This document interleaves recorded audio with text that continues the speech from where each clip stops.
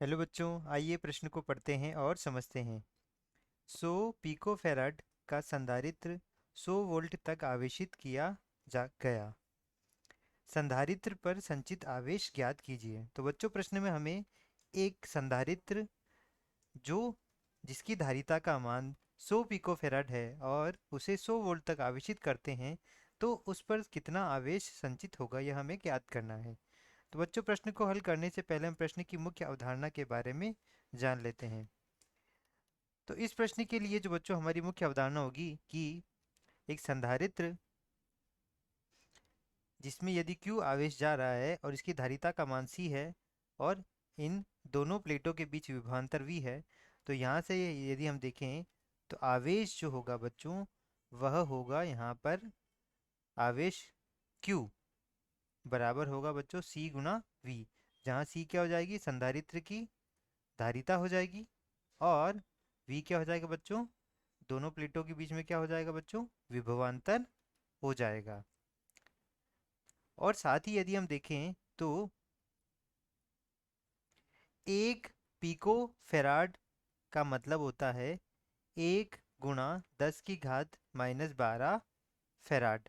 यह क्या होता है, 1 पिको फैराड, इसका मान 1 × 10⁻12 क्या होता है, फैराड होता है। इन दोनों अवधारणाओं का हम प्रयोग करेंगे यहाँ पर।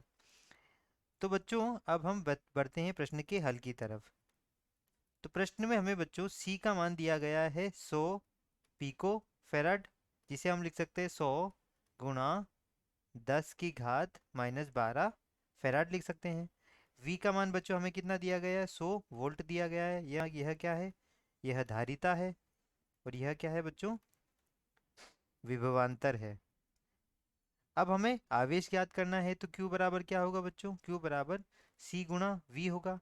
तो यहाँ से यदि हम देखें तो क्या हो जाएगा, वह हो जाएगा यहाँ पर C का मान कितना है, 100 पिको फैराड। तो 100 × 10⁻12 गुणा यह कितना आ गया बच्चों, 100 आ गया है। तो यहाँ से यदि हम देखें तो यह दो शून्य से यह दो बार कट जाएगा तो -10 बचेगा।